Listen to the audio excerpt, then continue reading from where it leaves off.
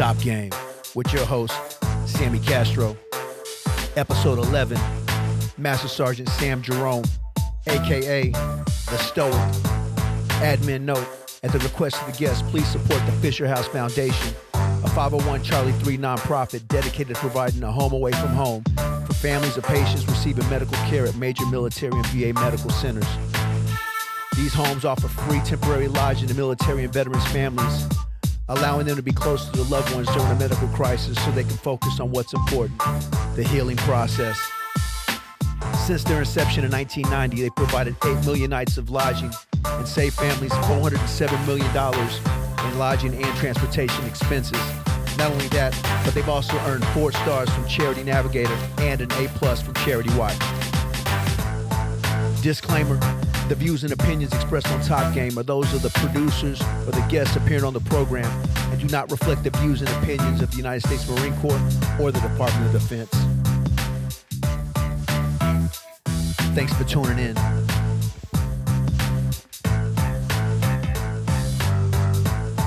So that's a Native Instruments audio interface, and I got into that name brand or that manufacturer when I got my son a Machina Micro. You familiar with Machinas? The little touchpads.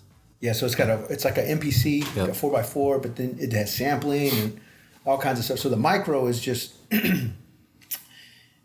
it's you throw it in your backpack and you can take it with you wherever you want. They have a iOS app called iMachine or iMachina, and I think they're a Berlin company if I'm not mistaken, but they've got a global reach and they're pretty big here in Japan, as I understand it. And I then later, so it's a hardware and a software solution. Back in the day, which was a Wednesday, I used to use a Boss Roland DR5 rhythm section, which is designed for accompaniment for a guitarist, but I used to use it to make and sell beats to all the wannabe rap stars growing up in Texas. And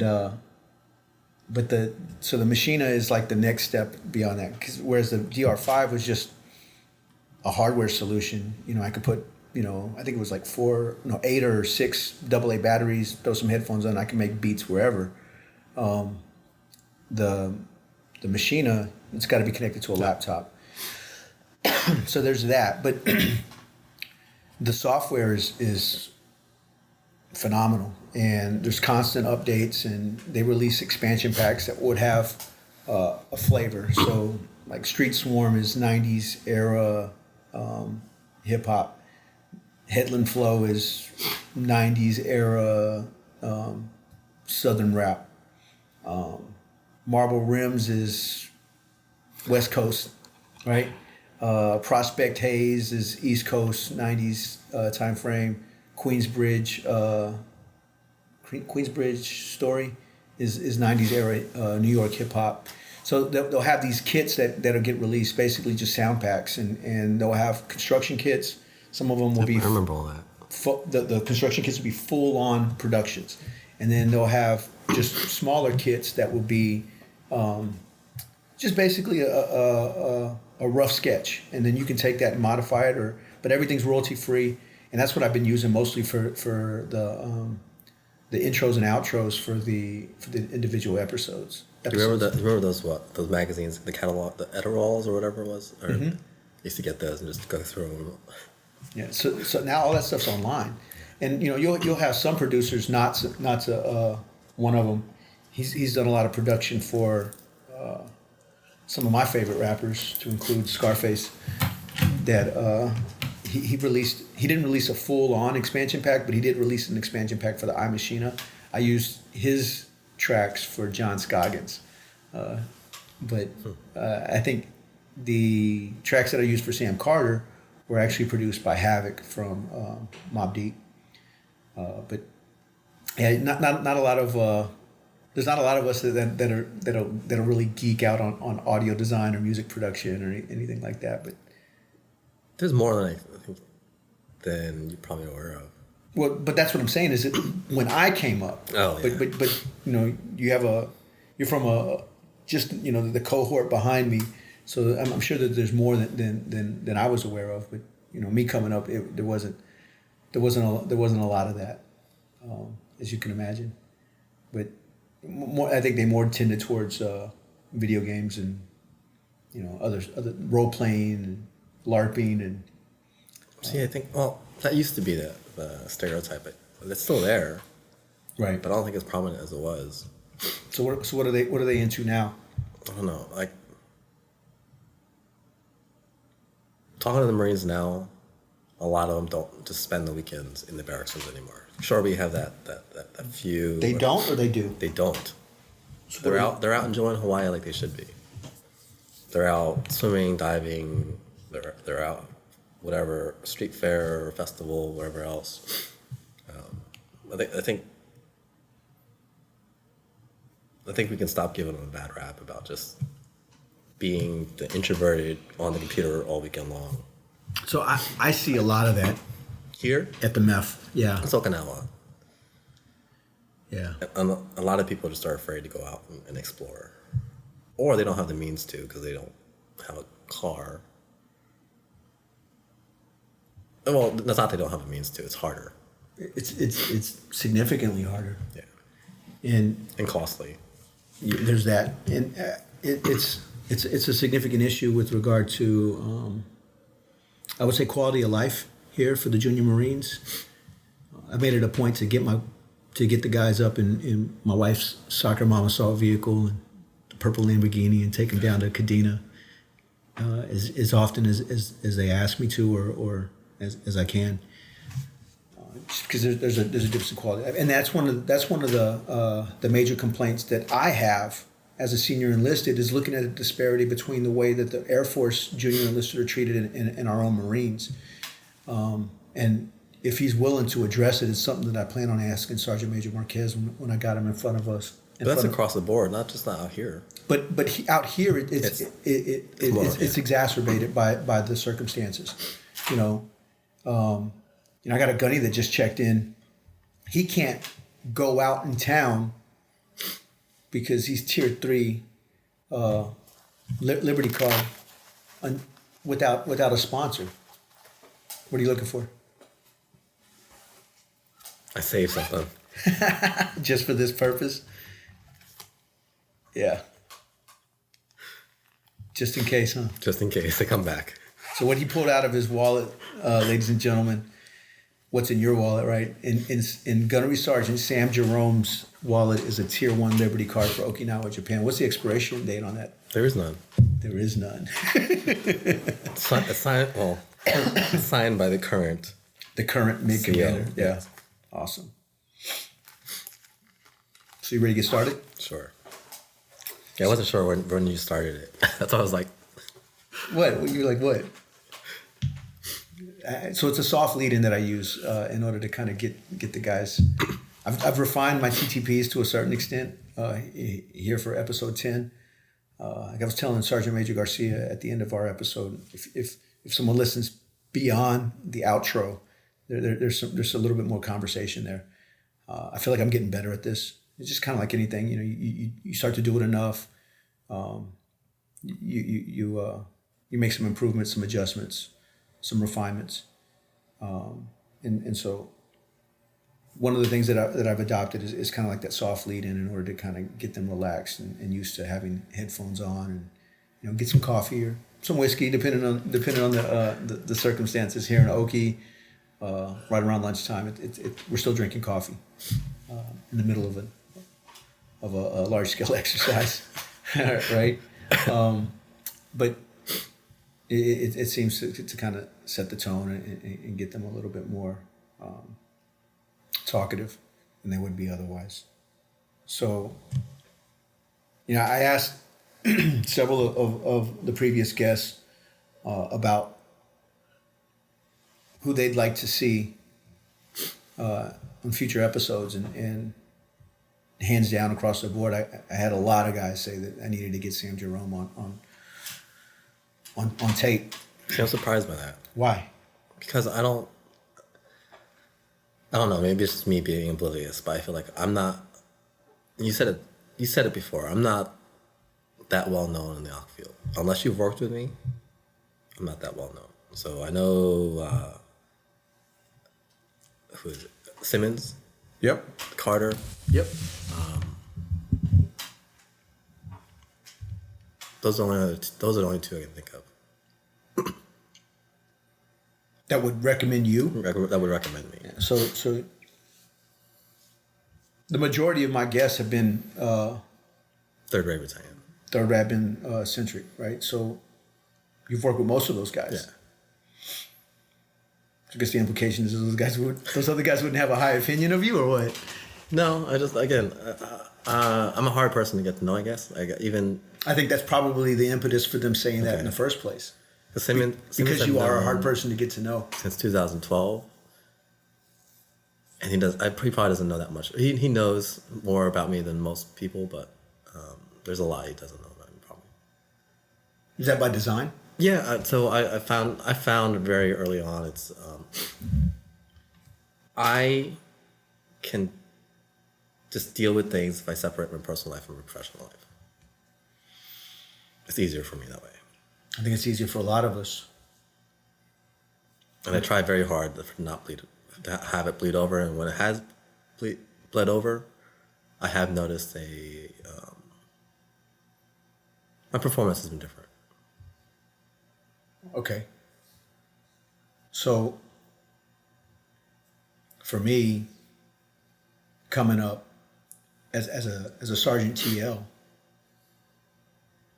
there's no escaping it. Correct, because were you single at the time? Were you living in the barracks? No, I was married. Married? Yeah. But I would cross over, right, and intentionally cross-thread those two worlds into the same. I'd have sleepovers for my team prior to deployments at the house. I can see that. That's just so you can get to know everyone better. You bond, you build those relationships before you even get out the door. And then in the course of those deployments, you get to talking and understanding who's to the left and right of you and how they operate, what makes them tick. I remember and I learned this in Haiti, which stood me well, but I didn't learn it well enough because it ended up biting me in the ass in Iraq with one individual by the name of Joseph P. Ludwin. This is probably hands down one of the smartest cats I ever had the opportunity to work with. 2674 Spanling, but was a shit linguist, but a hell of a fucking collector. And you couldn't get him to lace his boots, blouse his boots, cut his fucking hair to save your life. But like, any good NCO, I figured out how to make it work. Had to apply a little bit more pressure to him than I would some of the others. Got some of the others to start to apply pressure when I wasn't around, so it wasn't always me thumping them. They were, the other guys were keeping them in line too. But he's one of those guys that was just a wizard. And just like in the Alaska software, the wizard that pops up, that's who he was. And I think I even wrote him into the SOP that his billet was the wizard. The wizard. Yeah. Right. So, but, and I've known this guy since DLI. I know what I was getting when we were attached to each other, and it's kind of like a remora attaches to a shark. I stuck him under my belly and started moving. And the idea was if I kept him out of trouble, he'd keep my team afloat. Okay. And he was that guy. He was that guy. He was that fucking good. Like I could walk away and know that the team was functioning. And as much as he didn't give a shit about his haircut, his uniform, his appearance. You needed him. Oh yeah. Did I ever? And I picked up another young Marine by the name of Tony Maroon, and it was right before a field X, and I said, look, this is Lance Corporal Ludwin. He's gonna teach you everything. But for right now, I just need you to know how to set up and tear down an OE before the field X. If you can learn that, you'll be valuable to the team, and level will teach you the rest. And I could see kind of in his eyes, like what the fuck are you supposed to be teaching me? We'll get to that. But having those young individuals by my side made me successful because, as I mentioned in previous episodes, I showed up at Rabin as a fucking sergeant, and it was not as a lap mover. It was as a boot. But when you came over to the Ock Field, it was as a lap mover. Yes. As a 03 41, which is a mortarman. Yes. And you had a completely different take on the Marine Corps prior to crossing over and becoming a 26XX. Correct, but I think that has helped me.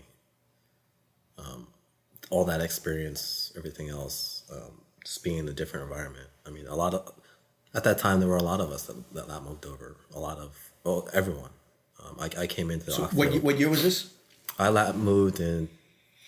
So I hit DLI in 2008, beginning of 2008. So you came out of what unit? Where were you at prior to going to DLI? So I was originally assigned to 3-2. I did some deployments with them, came back. I did a stint at TECG, and at that time my unit had then was deploying again, so I ended up falling under 8th Marine Regiment. That's when and then that's who I put in my package with everything. I lap moved, and then I basically checked out at 8th Marine Regiment, showed up to DLI. So who told you about the 2600 field? I was at TTCG. I was one of the live fire quoties out there. And I'm pretty sure it was a captain. I'm not. So it sounds bad. It was either Captain Park or Captain Kim. It was a Korean captain. Why does it sound bad? Because I'm Korean. Why is that bad? Oh, I can't remember his name, but I know it was one of those two, right? Were you saying it sounds bad because there's a perception that everyone's Kim or Park? Okay. But anyway, I was coyote assigned to. It may have been range 410 Alpha with his platoon or whatever, and we're in the vehicle talking, and he's asking me what my plans were. I want to say that I was less than 6 months from EAS, so my plan was to get out. I was done. I got what I wanted out of the Marine Corps. I didn't see the potential for me to get anything else out of the Marine Corps where I was in the MLS I currently was. So I was going to get out. And he was talking to me about, well, did you know that we have, or I think we got into talking about being, are you Korean? And do you know the language? All this other stuff. And before we know it, he goes into, do you know the Marine Corps can send you to go learn your language? That's how I lap moved, or why I lap moved. I lap moved so I can go learn Korean. So you didn't speak Korean? I didn't. Well, I did. I forgot it all. We came over to the United States when I was 4. I'm adopted. I never used the language. There was no one to use the language with. I mean, I was adopted by this American family in New Jersey. And Are you okay with going into that story? Yeah, I can talk about it. I mean, a lot of people know about it. I guess the people that know me know I'm adopted, right? It's one of those things where, so I guess I don't know. Talking to other adoptees and stuff like that, my story is a little bit different. I don't know how old I am. I know there's like plus or minus 6 months, right? So what's your birthday? So my birthday is the day that I was brought to the orphanage. Okay. So they took that day, and then based off medical dental records, said he was born in this year, right? So you don't know if you're an Aries or an Aquarius? I don't know any of that. But that's the day that they decided to write on my birth certificate. Was the day I showed up to the orphanage. Essentially the day that my public records start. Okay. So I don't know. I was about 3 years old. I spoke Korean. I walked around everything, but I couldn't tell you my name. Couldn't tell you where I'm from, anything like that. So I don't know. I've thought about why that is, I don't know. I don't have any answers. But there's nothing. There's nothing to. There's no information in any of my records that can at least give me a glimpse into what exactly happened. But so I got adopted. I came to the United States when I was 4. Grew up in New Jersey in an American family. Very little exposure to my culture. Even then, I joined the Marine Corps late, like when I was 23. So I guess when I was that moving, I was about 27, right? I had very little exposure to my own culture. And here's this captain saying that the Marine Corps can basically provide that exposure, teach me the language, possibly go to the country, whatever. So I was like, you know what? That's something that's on my bucket list. That's something I want to do before I die. And there's opportunities here before me. Right. Why not? Why not? So I moved for the language. Okay.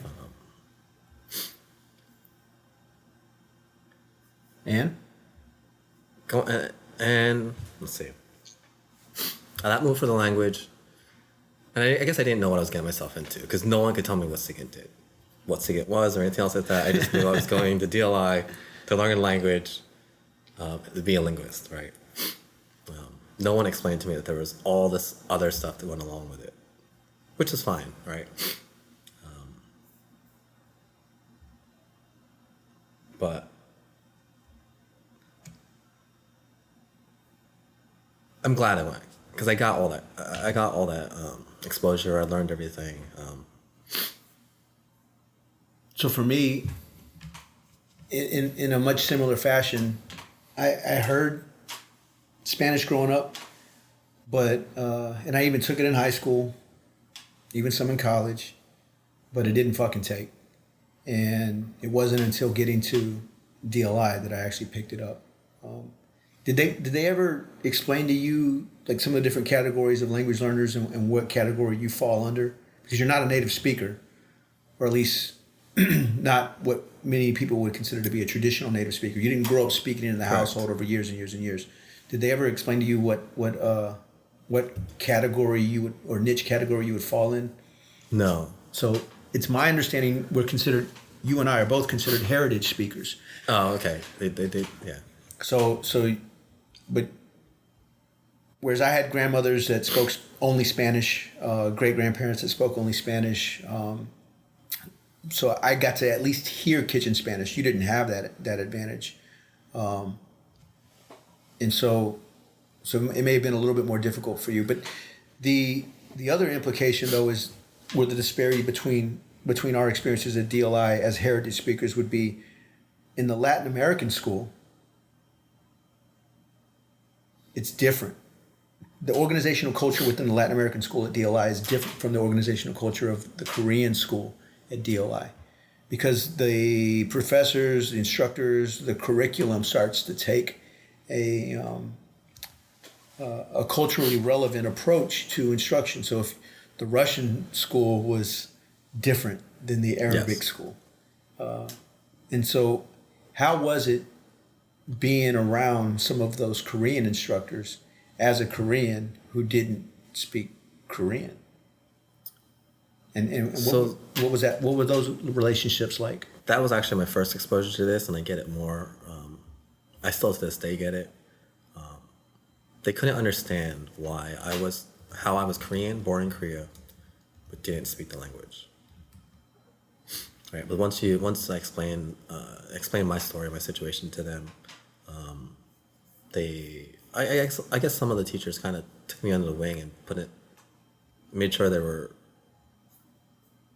I didn't get any extra special treatment, but if I came to them asking for help or anything else like that, they were always willing to give it. Right, they wanted to see me succeed because they knew it was more than just about learning the language because the military said you're going to go learn this language. I was learning this language because this is about learning about who I am. This is about learning about my ethnicity, right? Right.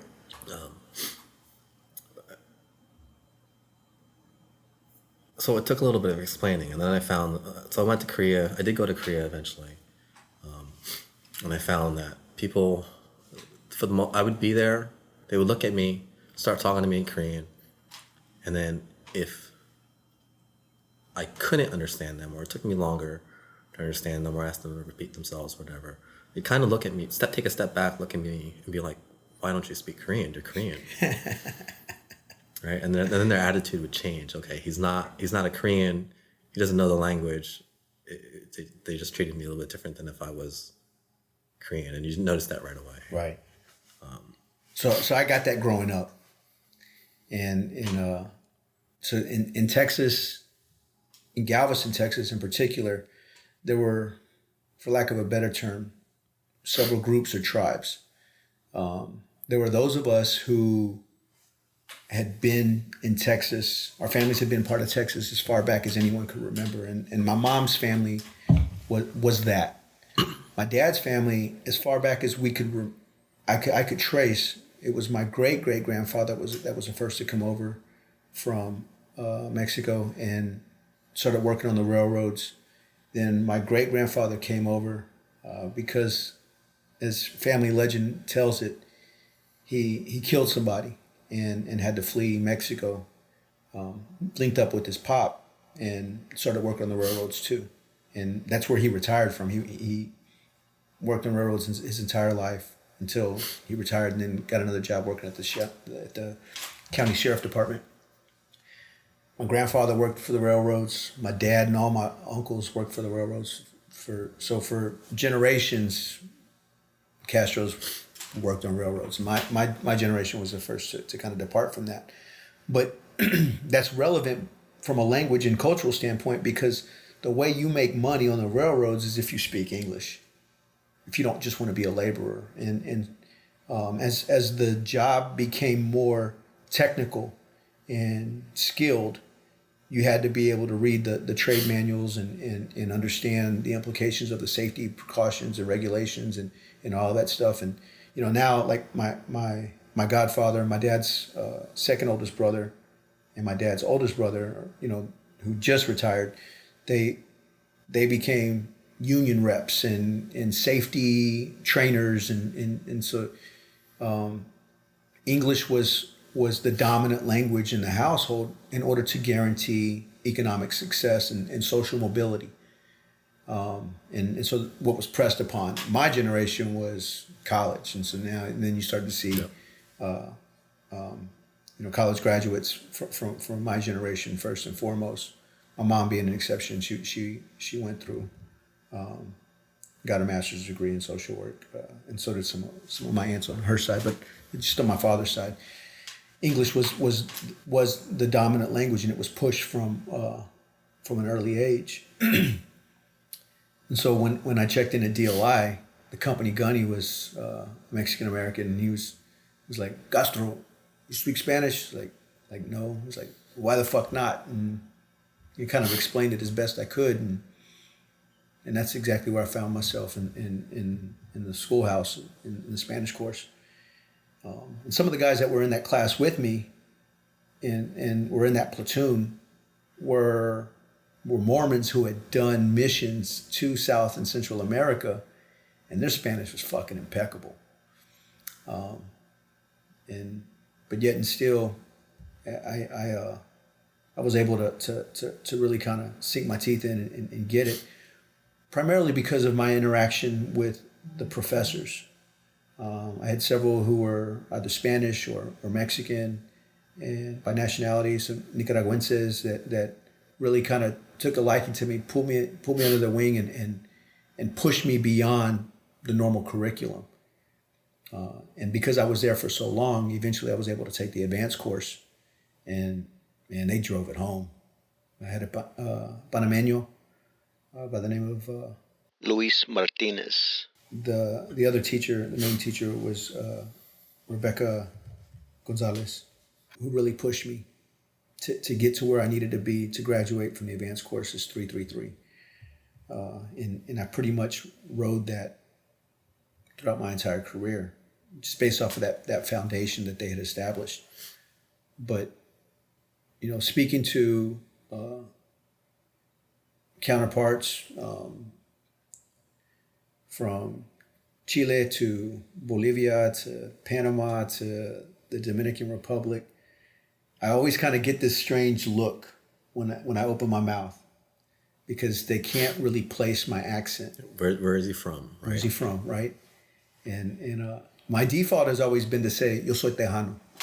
And that initiates a conversation. Like, you mean Mexican? Like, no, from Texas. And then, we go into the history and a little bit of the family history by extension. But those initial interactions in the foreign language are usually fun for me, at least from that aspect. But do you kind of feel the same, or is there a little bit of a sense of not necessarily reluctance, but aversion to those exchanges, at least from the onset? For me, yes, and that was mostly personality driven, not because of the way people would react to me. If to this day, and you were talking about someone else trying to get them to speak the foreign language, right? Right. I don't like speaking Korean. I can be anywhere talking to someone who's Korean. They can talk to me in Korean. I can understand just about everything they're saying, and I'd rather speak to them in English because I know my English is going to be better.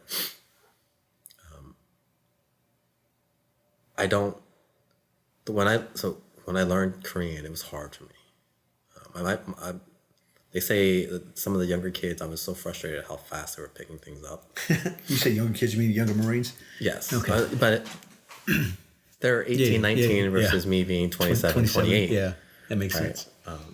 The way my thought process is, and the way I went through DLI, they said my grammar was great, was perfect, but that's because I take what I want to say. I take the English sentence, restructure the grammar, and then I translate that in my head. So there's a pause. Yes. It takes me time. Yes. I have to. It takes me time to process it and then spit it out. And the whole time I'm thinking about, is this article right? Am I using the right ending here? Yeah. Is this so? It's slower. When you're just having a casual conversation with someone, if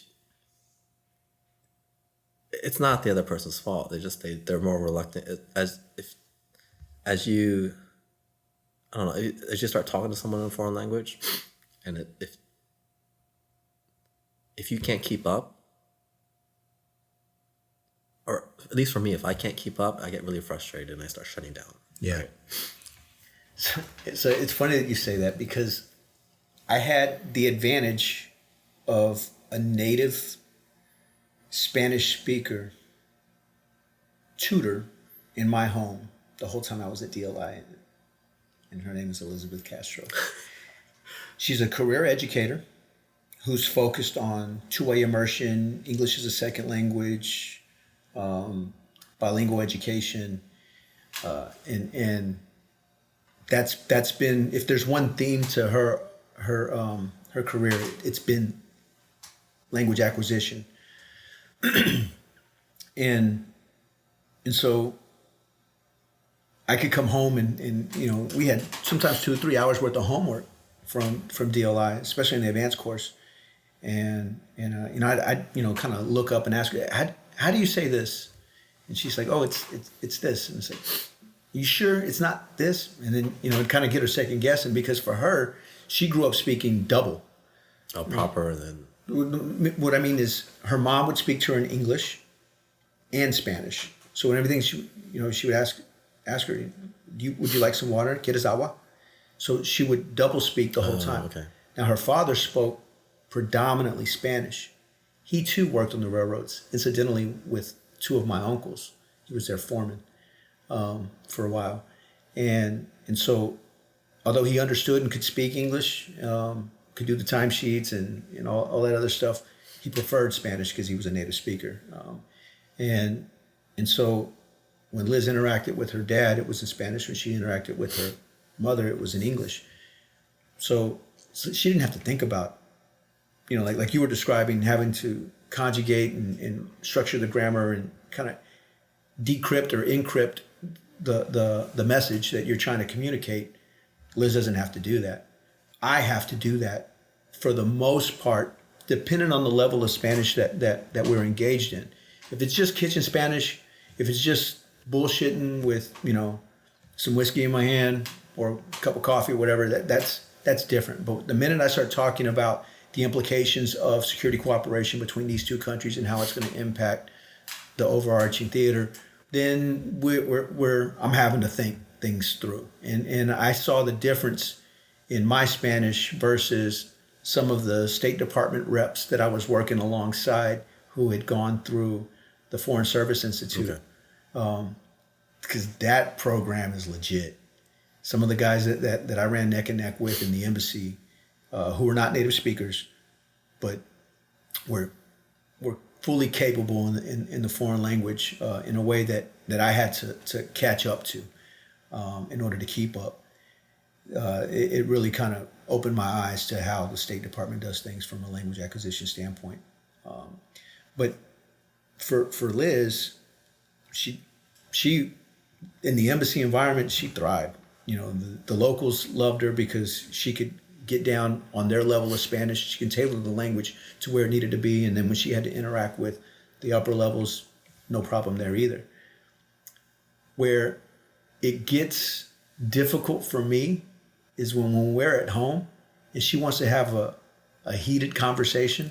Let's say a disagreement, right? As husbands and wives have from time to time in front of the boys.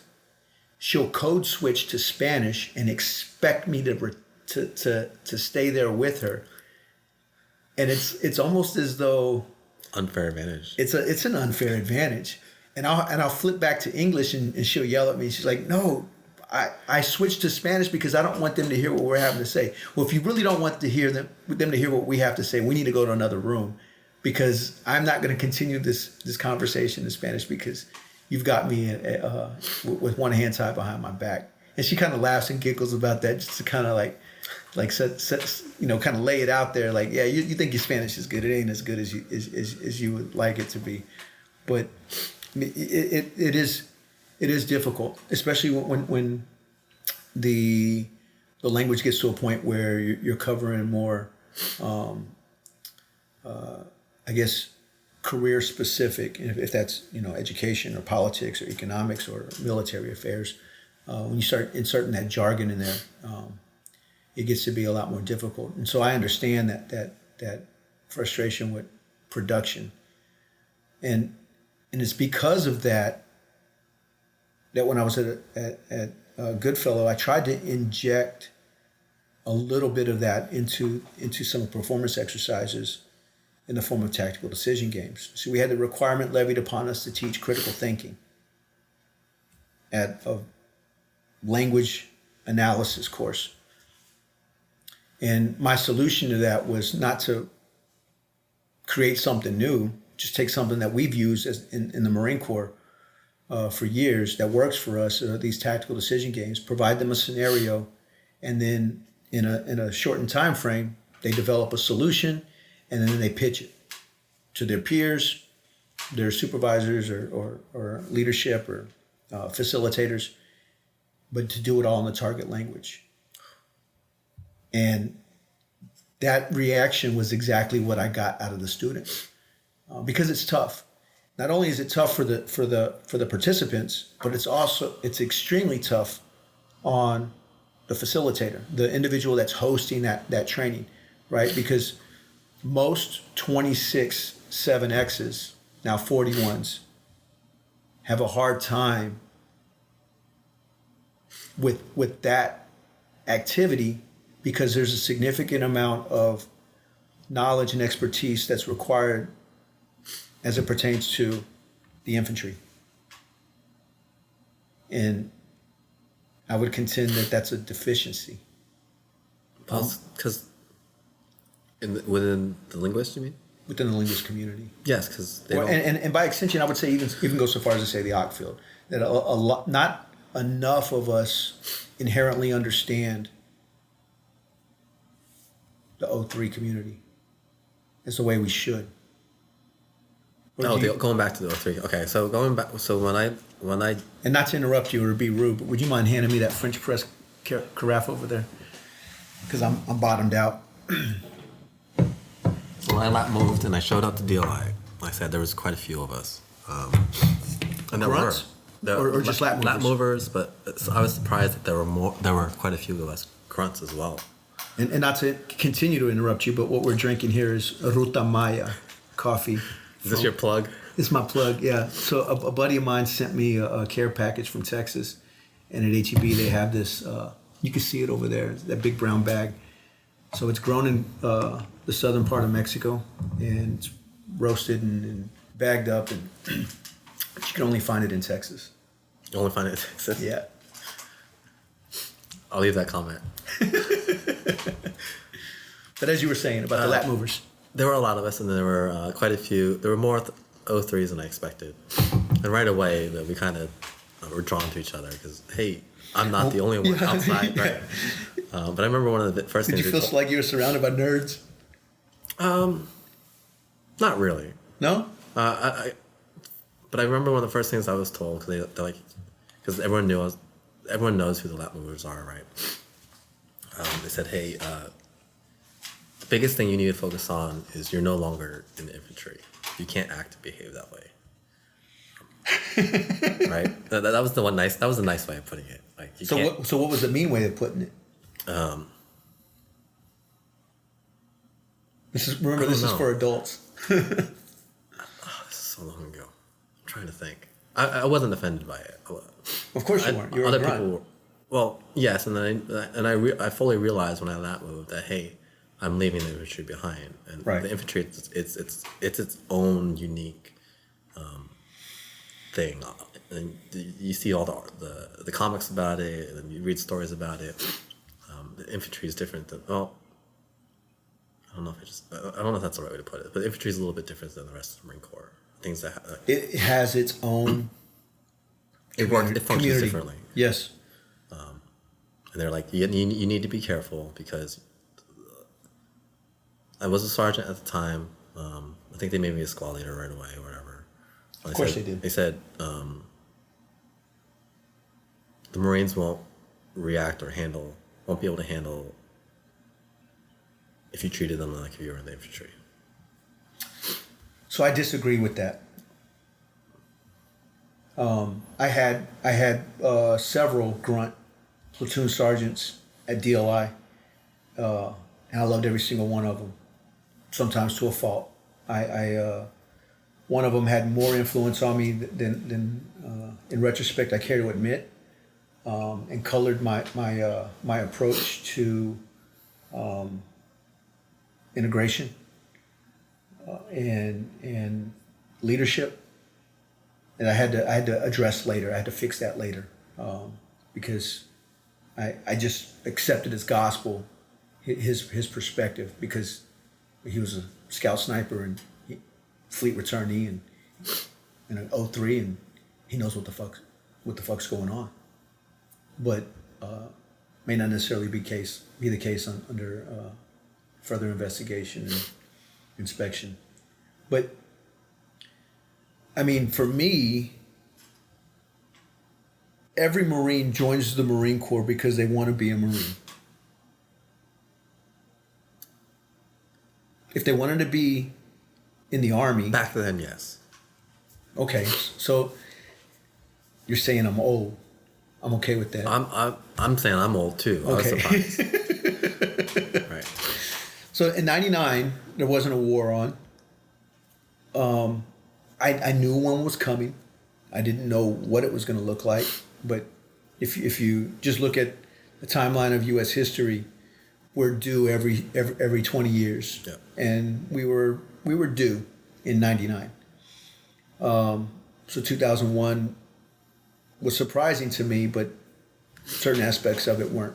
What the implications of 9/11 were not surprising to me, but by and large, that group, those of us who were like-minded at DLI, we were fully prepared and ready for what was to come. And we gravitated towards those staff NCOs because the majority of my close circle of friends were a little bit older, had some life experience before joining the Marine Corps. And we gravitated towards those staff NCOs that came from the infantry or were part of the radio reconnaissance community, and had been in some had some relevant operational experience, combat experience that we could glean that knowledge from as we were preparing to go out the door and hit the fleet. And I would say that we thirsted for NCOs or staff NCOs that were lap movers that would have been in your category of squad leader or platoon sergeant, as we saw the fleet returnees in those billets. And so you're saying that changed. No, so that's what I was told when I checked in, right? You gotta be careful. You can't act and behave the same way. You're in a different place now, right? In my mind, I feel like I made that transition pretty well. I don't know. You can ask the Marines underneath me. Maybe I wasn't. I don't know, right? But you saw it because as our group, the lap movers, as we looked at each other, some people made the transition. Some people did not. Some people did not, and are no longer in the Marine Corps because they couldn't make that transition. But I don't think it's as hard as people say it is. Who amongst that group, if you're willing to name them, made that transition alongside you? So I can't remember names. I haven't seen a lot of them since DLI.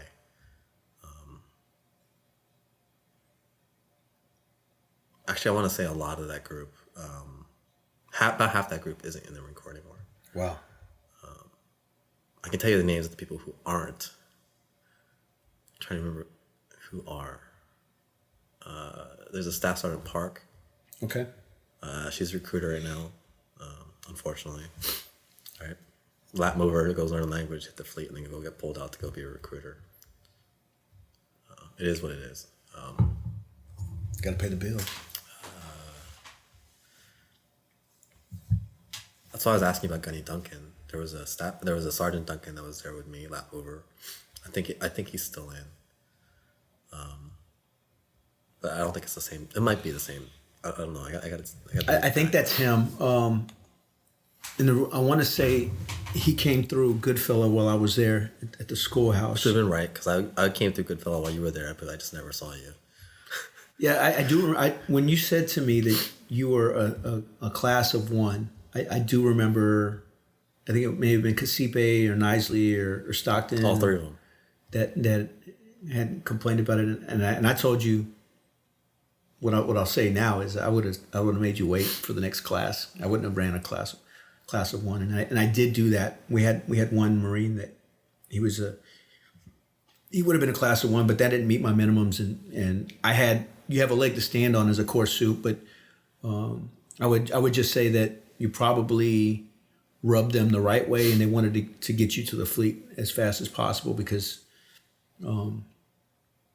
they felt like it was worth the effort. So going back, so that speaks well. What was it? I feel like I made the transition. I feel like a lot of us, or I feel like it's not as hard as people say it is. But I do remember there were Marines that were thriving for that knowledge. They said, "Oh, you're a fleet returnee. You have deployment experience. What's it like?" Right? Because this was also the time when the Arabic school was really big. We were sending Marines through that school left and right, Arabic, Pashto, all that stuff. But I wasn't unique because most of the lap movers that came through had combat experience. That was the time frame. Everyone had done deployments to Iraq or Afghanistan. Right. They had this experience, and the Marines. You're right. They did have that thirst for that knowledge, but they just wanted to hear stories and things like that.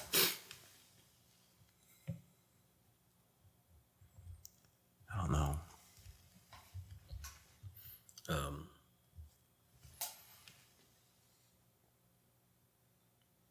Maybe that might be him. We're Facebook stalking. 'Cause that's what we do, right? Don't say that. Don't say that on record. I'm not talking about the community. Okay. I'm talking about the individual I Marines. was going to say, we're going to be asked to Somebody checks in a new unit, and you immediately go to Facebook. look them and- up. Yeah. Yep. Do I know this guy? Have we been together before? Where do I know him from? Who's he friends with? Yeah. Oh, if you see John Tiff on there, you're like, oh yeah. So he's good. He's good. Where were we? I don't know. I felt. I'm glad I made the lap move. I think this is the right lap move for me, or the right change. So what I love most about this field is that it's so deep and so wide that everybody's experience is unique. And so that encourages a variety of perspectives. And I think that's a strength. There is a healthy sub-community of lap movers. And that encourages, in my opinion, competition and diversity. Not just, racial, ethnic, or sex diversity, but just diversity of backgrounds and exposure to different elements of the MAGTF. And that's huge for us. The other part of it is that we can sometimes become, for lack of a better term, nativists, in that those of us who started off as 2600s, just like the lap movers kind of flock together, I've seen the tendency or the propensity for the nativists, the guys who started off as 2600s, to stick together. I don't know if I've seen that. Yeah. Maybe because you've not been invited in. Okay, that's what it is. Okay. But so I said it. Maybe it was on a podcast, or it might have been a conversation at a working group I was at. That I got beat out to Gunny by 3 lap movers, and it was a blow. See that's that same. You're the one that brought it up. Yeah, but that's on me. That I got beat out. That's not on them. The job is to be competitive. Yes, but so here's something we were talking about earlier. Being a lap mover, we feel like we have to catch up, and this MOS is so hard. That's exactly what I'm talking about. MOS is so hard that to this day, I still feel like I have to catch up. But that's so good. much. So it goes back to something that I don't know if I heard Watson say it or somebody quoted him as saying, is that unhealthy paranoia in order to maintain your competitive edge. And maybe that year I got beat out, I was resting on my laurels. I got comfortable. I got lazy. There was some slack in my game, right? And so the next year, it was a gut check, and I stepped it up and got back to where I needed to be and got selected. And so I recognize the value of that. Because the lap movers do come in and they got to get the game face on. It's a steep learning curve. Yeah, It's hard. Yeah, like kind of like the quote from Batman with Bane. You're like, I was born in the darkness, right? You merely adopted it. Oh, you think darkness is your ally? You merely adopted the dark. I was born in it, molded by it. But you can't relax in this ock field. Back to the shark analogy, you got to keep swimming or you fucking sink. And somebody else that's bigger, stronger, faster will chew you up. And if there's one thing I've learned over and over again in this gun club of ours is we eat our young. We eat our young. And when it was first said to me by a Marine colonel, I didn't want to accept that. Why? So Why didn't I want to accept infanticide as cannibalistic infanticide as a What made you think otherwise? because I guess part of me wants to always hold dear to the belief that we're all brothers and sisters, That's the culture of the Marine Corps. Yeah. Okay. and that when push comes to shove, that the Marines themselves, maybe not the warfighting organization, but the Marines themselves will do right by the Marines to the left and right of them. But I've seen instances where that wasn't the case. And of course, I've always been surrounded by great Marines that were cases in point that we will do right by one another. We will demonstrate that loyalty and that fidelity that we espouse. But I have seen in those instances where several instances where that wasn't always the case. That's not just our rock field. That's the whole institution. Right. You're right. Okay. Yeah, but I don't think that's unique to the 2600s. No, but I think what I'm talking about is the overarching organization. But I have seen that in this rock field in particular, we can be somewhat insulated, and that's not necessarily a bad thing. But we can become parochial in that there's accepted tenets, approaches to operations or the community or just the organization at large. And I think some of those parochial mindsets are being challenged by key disruptors. I think Sam Carter is one of those disruptive individuals, and that's a good thing. I think we need a little bit of a shakeup to kind of get a dialogue generated in order to propel us and prepare us and keep us sharp. And the lap movers such as yourselves, and you in particular, are good for that. Okay. Well, that leads back to your question about, or not your statement that this OC field or the MLS doesn't have as much familiarity with the O3 community as they should. I think that, I'm not saying that that's a good reason, but I think it's the nature of the times. We're not in a war anymore. We worked during, so when I was in Iraq as an 03. What year?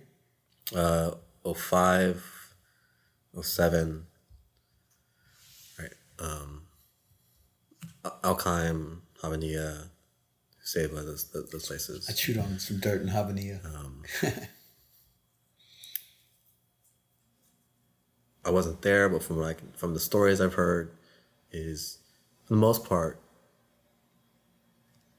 Singaners Radio Battalions worked well with their counterparts. Is that true statement? Like, would you agree with that? When you say counterparts, you mean the infantry counterparts? Yeah. Or? Yeah, definitely. So You were forced to, because that was the environment. Yeah. You had to. We had to rely on you. You guys had that relationship just had to work. So that time frame, Sammy Castro, I didn't hang out with many SIG-inners. I hung out with grunts, socialized with grunts, Gunnar Beecher and Gunny Haverty and others that lived in my neighborhood. And then at the NCO level, when I was a sergeant out there, I hung out with guys who I deployed to Bolivia with that were 0311s, and I gravitated towards that crowd, not exclusively, but a large portion of that was because I was trying to understand them better. Because when when Sergeant Castro shows up with 5 unshaved and and unkempt SIG-Inters, with India Company 3-8, Gunny Dagenhart, rocking a out of regs fucking mohawk, and a dip on both sides of his mouth. I gotta know how to talk to him. Let me ask you a question. So, when did you leave Radio Battalion? I left Radio Battalion in 2008. So we were just kicking and screaming. It was at the end of the war, pretty much. Yeah, for the most part, right? I just come off of the 22nd MEU, me and Ann Sagerbill, and they slid me into one of the companies as a first sergeant before I got my PCS orders. Did you continue that, trying to understand the 03 community, how to support them, how to best provide them, how to best interact with them? So I took the 5 years at Radbin. The majority of the time, which I was a team leader or an instructor at Special Operations Training Group, teaching team leaders. All that time I had spent around the infantry, and so that it became part of my genetic makeup. And so when I went to the schoolhouse, it was with that mindset that I'm teaching these young Marines how to support the infantry. Okay. So at Goodfellow there wasn't a lot of grunts to the left and right. I mean, there was fire dogs, but that's a completely different animal. The wet on the hot, right? But yeah, so that was what I saw myself as bringing to the schoolhouse was almost an overbearing fixation on how does this benefit the fleet, the MAGTF, the infantry. That was about 10 years ago. 2008, yeah. And I feel like we're back at that now, where the Marine Corps is looking at us and saying, this episode is fucking depressing, man. Why? Or maybe it's just you. It's like, I guess, yeah, that is 10 years ago. Yep. Thanks a lot. Yeah. I'm not saying you're old. But you're saying that mindset is dated. No, I'm saying no, not at all. Or that mindset isn't gear common to all. Yes. And I think that's where we're at now, is where you're being asked to say, how are you relevant to us? How are you supporting us? Maybe you aren't providing us the support we need. And so therein lies the rub as to why I spend as much time with the division as I do with the MEF. I need to know what the division G3 is thinking as much as I need to know what the MEF G3 is thinking. The division CG as well as the MEF CG. And up to just now, there was only one of me, 2691s on the rock. And every time I have my counterparts, my fellow staff and COs from Radbin on deck, I'm there and engaged and interacting and trying to ensure that we're all on the same sheet of music, because the truth is sometimes we're not, and I'm trying to get to a better understanding of everyone's perspective, kind of being the Okinawa SIGINT Lorax speaking for the trees, right? And I don't have all the information. And so I need guys like you and Kevin and Sarah Clark and Nick Watson and Kyle Boone and Chris Sonobin, and the list goes on to educate me as I'm doing the work that needs to be done here, because as we just recently discussed, Not everyone has the same career path. Not everyone has the same experiences, observations, assessments, and much like John Scoggins talked about, stacking round, or Sam Carter described John Scoggins as stacking rounds and gaining those perspectives as he formulates his his own assessments. I'm doing something very very similar out here in Japan, and it's been challenging. And so every opportunity I can get to travel back stateside and engage and interact with the leadership within the community, I jump on it. Anytime there's TAD funds available to get to Hawaii to see what our Marines are doing out there, I'm on it. Even if it's painful to do so, to fly back and time traveling, right, and back and forth. Because I rely upon you all to keep me in the loop. And I said this to Master Sergeant Ewan, Insminger, Scoggins, when we were last in Damnick. Sometimes you feel alone and afraid out here. Yeah, you can, and to know that I've got colleagues that are doing more than just pulling their weight elsewhere throughout the community. It puts my fears at rest. That we're not doing what we can to be ready. We're not doing what we can to propel the community in the direction that it needs to go. And from what I've seen of this next generation of Marines that are stepping up, I'm impressed personally. What are your observations? Oh, let's see where to start.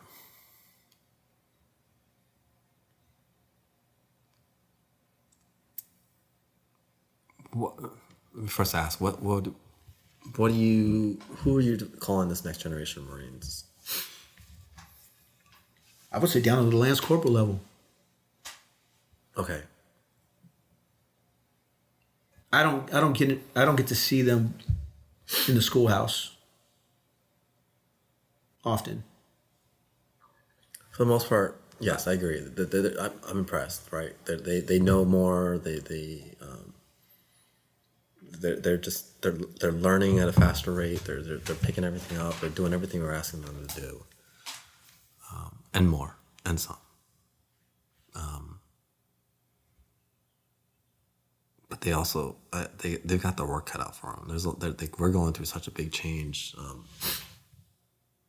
We're trying to figure it out, right? And it's not gonna be resolved next year, right?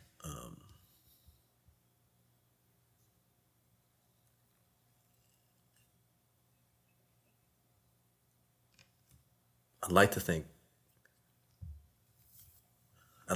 we're the group that will. I don't know. This is hard.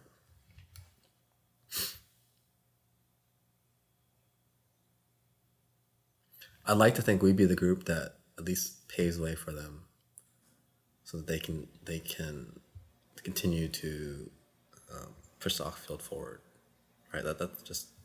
I think we all feel that way, right? We'll be the group that fixes this, solves this, and then the community can grow from there.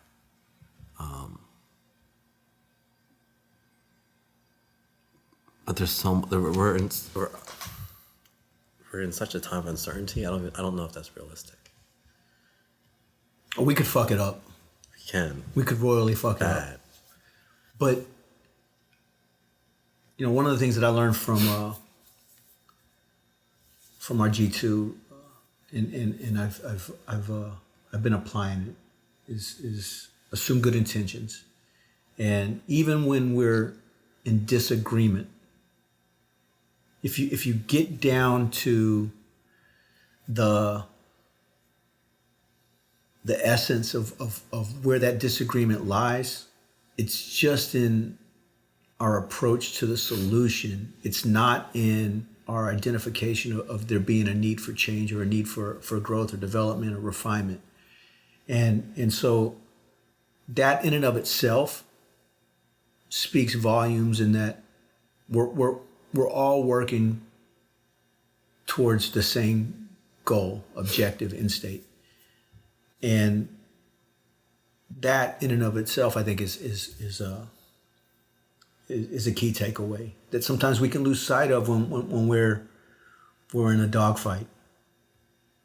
And so where we can find that common ground, will make all the difference. And one of the other things that I got that has kind of helped has I picked it up recently from a subreddit that I'm pretty not that a subreddit that I subscribe to that I go back to fairly often, which is the principle of charity. It's the idea that when I'm composing a critical commentary of someone else's argument, I should only criticize the best possible interpretation of that argument in order to facilitate a constructive dialogue. So that forces Sammy Castro to actively listen to what this Marine is saying and adopt that perspective, and even where I can, refine or improve the message that they're trying to get across. And then and only then will I look to not necessarily undercut that, but constructively disagree with that. Okay. And if more of us did that, I think we'd probably expedite our growth, development, advancement as it pertains to where we need to be as a community. So you and I have talked before a little bit, or you were questioning me the other day about growth, development in a group, right? I think if we can, like you said, the junior Marines, a younger group, they are impressive. They're not the problem right now. Who's the problem? We are. We are. And we can fix ourselves, get out of their way. So the answer is just drop papers? No, not at all. But we can fix ourselves or not get out of the way and not get in their way. Not get in their way. So You mean? I think you're right. What are you gonna say? So one of the things that I learned from General Seeley was that at a certain point we stop becoming the solution. We become, as we go up in rank and billet position, we become the linchpin, right? My job now is no longer to do the work. It's to find that individual that is supremely qualified, capable, or equipped to answer this requirement, and that's hard. But at the same time, what it does is it allows me to create space for the junior Marines to excel, advance, shine. And I think that's an effective approach. I don't think that can be your exclusive approach. There are going to be some times where I've got to get in, roll up my sleeves, or drop my blouse and get dirty. But I think there is a lot of that, or there's room for a lot of that approach to make space, And what these young Marines can do, if you create space for them, time and time again, will blow you away. Will blow you away. So some of the young Marines that I met at Third this last trip, just talking to them. I mean, they've got plenty of ideas. They just got to be empowered. Yes. And I think we have a hard time of doing that. And listening to Sonny talk about, when there's a staff meeting, he'll throw his sergeants on top of that and say, hey, go and take, not that he's trying to, gaff off that meeting, but, we're going to be asking these sergeants in a wartime scenario to do things and represent and make decisions. And, and if you heard the conversation with me and Sam Carter, the cognitive load that is going to be thrust upon the shoulders of some of these NCOs is going to be substantial. And he can't go to a platoon sergeant's meeting. Again, that's us getting in their way. Exactly. So I guess your point stands in that we can sometimes be an impediment to progress and growth and development of our subordinates, and by extension the OCFIL. So what's the fix? These types of conversations broadcasted out in order to kind of get the rest of us to, myself included, hey, when I find myself kind of jumping on the staff sergeant's into his lane, or he's jumping into the corporal's lane, to tell myself or tell the staff sergeant to let the Marine do his thing. So you said something, and it's always been not always, but lately it's in the back of my mind, right?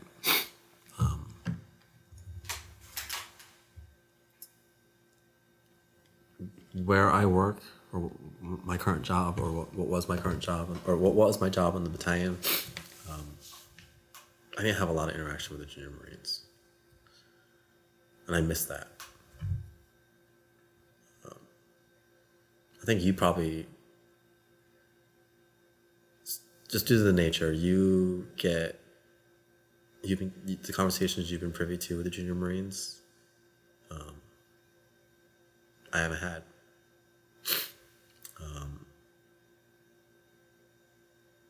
I learned this from, I think it's Master Sergeant Watson now. He has a lot of faith and confidence in his group of junior Marines, right? Right. Now he has all of them. Well, yes. But he's one of those guys that will create space, mm-hmm. and just let the Marines run.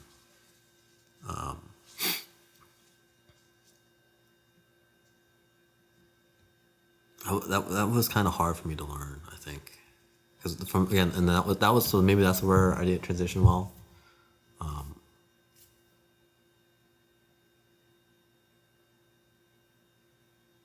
It's hard for me to let go, right? It's hard for me to give. It's hard for me to give those reins over to someone else. Yeah. And watch them make mistakes when I know I can. I'm not necessarily better.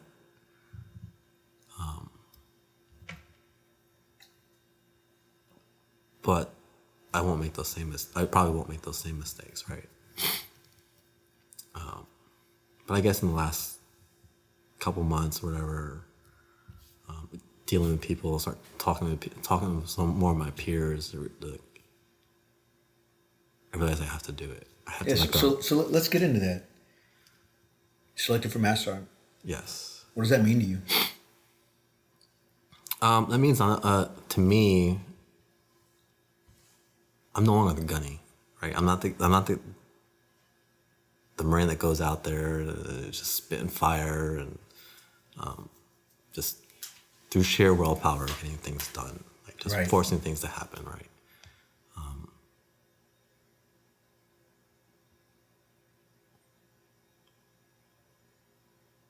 I'm that guy that enables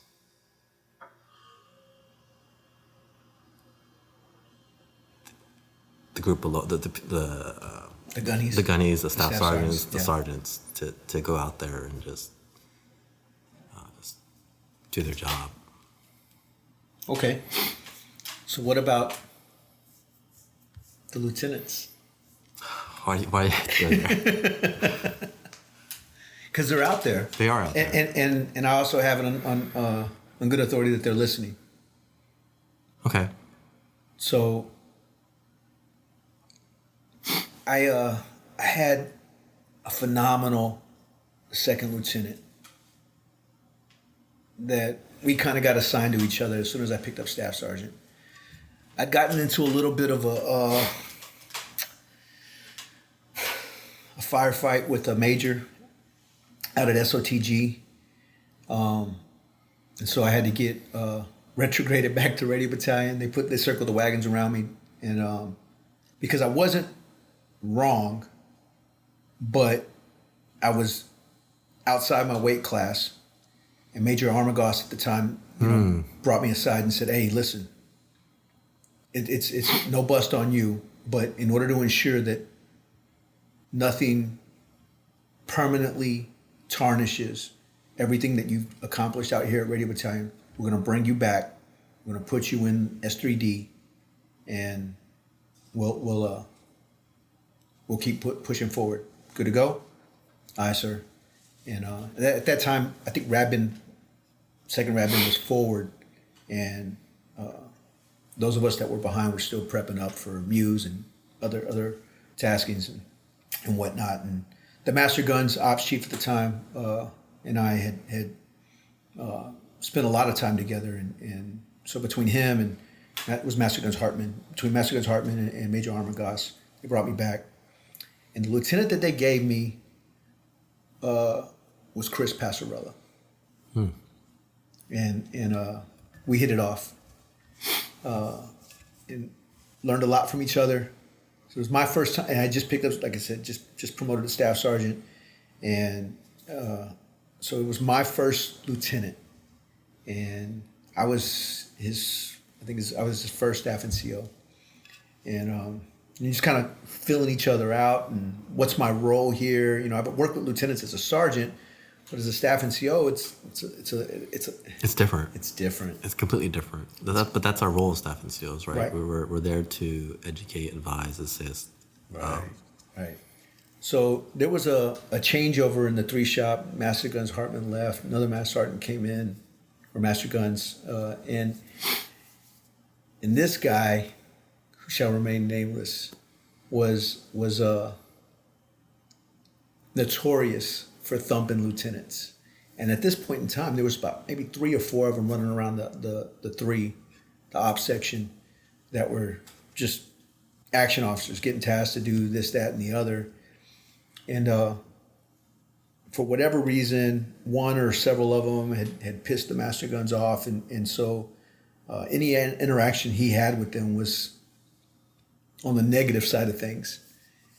And I guess in the turmoil, my lieutenant kind of got caught up in that.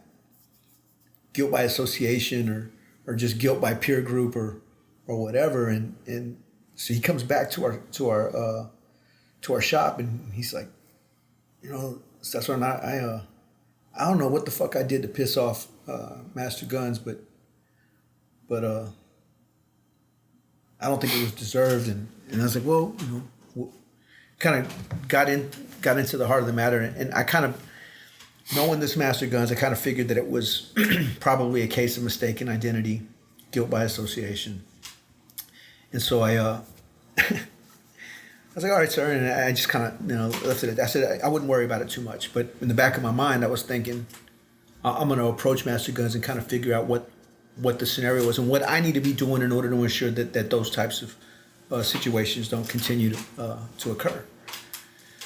So when it was convenient, I linked up with the Master Guns, and he and I still have a strong, solid relationship, but he was notorious for that kind of off the cuff approach to junior officers, and so I asked him. I said, hey, I said, anything I need to be aware of with regard to the LT? And he said, which one is he? And it was kind of like one of those things. And he said, did he send you in here to talk to me? I said, no, I came in to talk to you because I want to know if I'm doing something wrong. And he's like, no. I said, listen, Master Guns, I'm new to this game, and I don't know just yet what's appropriate and what isn't with regard to how much I'll go to bat for my LT. So, but I will say this: if he's not doing something right, then I'm doing something wrong. There it is. And so I need to know how to fix it. And so I'm asking you what I need to be doing differently. And so we hashed it out, and in the aftermath of that, LT said that he'd noticed a difference in the way in which this Master Guns in particular was interacting with him, but for me it was a learning curve, and how to approach that. And later on, I got chopped over to a MSgt, and I had 2 lieutenants on there, and completely different personalities from the first, and learning to interact and engage with them as in that capacity as a staff NCOIC of a MSgt as well as the ops chief, and then the knockdown drag out fights that I got into with the MU2 chief, and then later the MU sergeant major. The learning curve for me from sergeant to staff sergeant was significant and steep. And then bear in mind that I had a very strong fellow staff sergeant on the deck with me, keeping me honest. And her name was Ann Sagabill. And so I guess my question to you is, if you're not engaged with these junior Marines, who's getting them up to speed? The lieutenants? No. Or the junior Marines? The sergeants and the staff sergeants. Right now, hopefully it's the platoon sergeant is the debt staff and COICs, the Marine, again, the Marines they're interacting with on a daily basis. So, having been at Radbin now for how long? For going on 5 years. Right. So who's mentoring those staff and COICs? We're trying to. Because I will tell you that as it pertains to our the front end of this conversation, we've all got differences in experiences and observations. And some of these guys don't necessarily have that operational experience that you do. There's a reason why my previous guest said, you need to get Sam Jerome. And outside of this conversation, which will be broadcasted for others to pick apart and examine and dissect,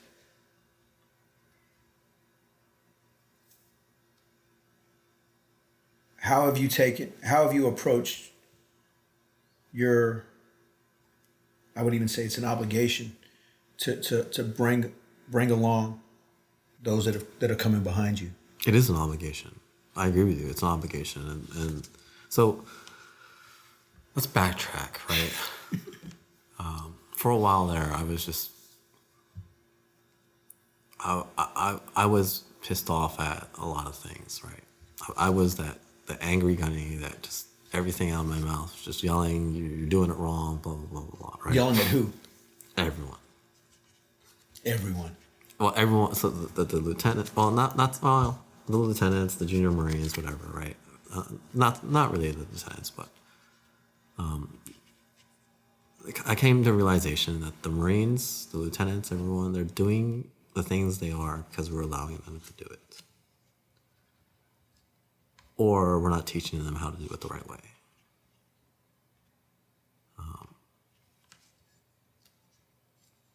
I don't know. You said that transition from sergeant to staff sergeant was hard. It is hard. And it's even harder when there's no manual, right? We don't have a manual to say that day one, you're now a staff sergeant, here you go, this is how you're supposed to do things, right? Some people a lot of Marines, I assume, are just, they model their behavior over their experiences.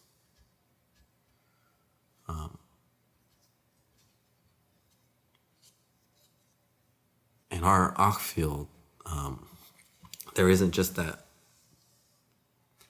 learning, that gap in from being a sergeant to platoon sergeant, right? Or staff NCO and having a lieutenant, but there's also all this technical stuff now that you're expected to know as well. And it can be overwhelming. There's just a lot that's required of our staff NCOs. But there were a group of us that realized that that deficiency, that gap was huge, and then we needed to do something about it. So we tried to do these bi-weekly PMEs, I guess. Okay. And it was trying to give our young staff NCOs the tools and the information and the resources so that they can influence the junior Marines and their lieutenants and do right by the unit, the organization, and the Marines. Right.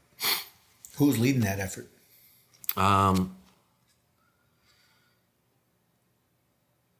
So this was, at the time, Gunny Watson, Gunny Cross, and myself. Okay. It kind of fell away just due to the holidays, the op tempo, and then by the time everyone came back from the holidays, everyone was just off. The three of us were spread out to the winds and all over the place. But as somebody better than me once said, life's what happens when you're making plans. yes, we still need to do it. Right. We still there's a gap in where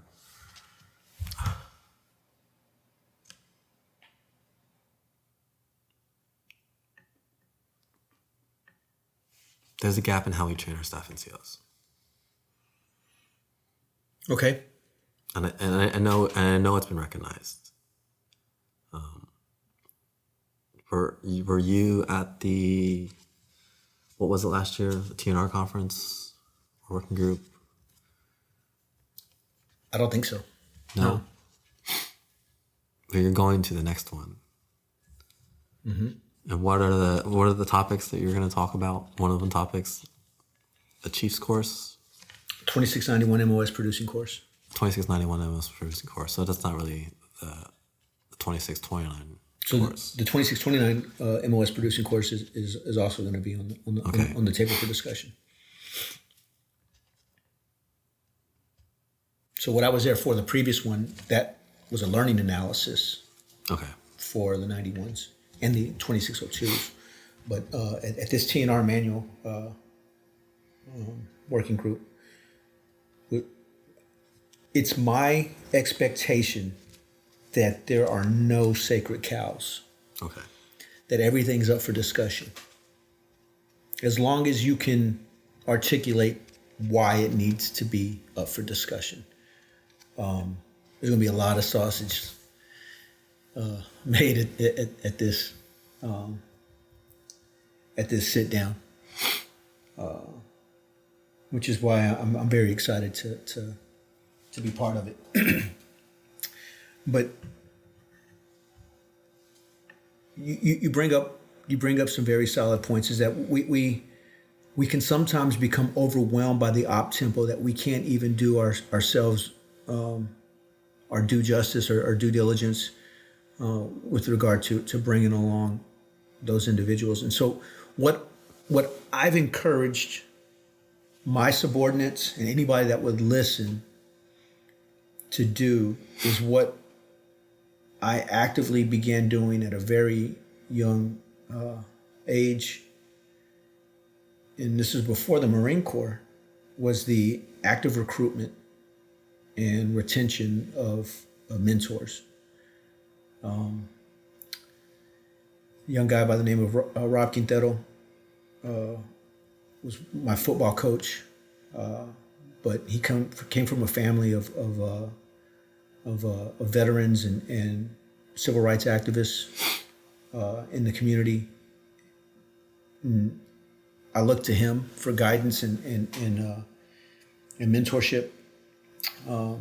Johnny Enriquez was another coach of mine, as well as a key individual in the Boys and Girls Club in Galveston that pushed me and challenged me in ways that I didn't know I really needed.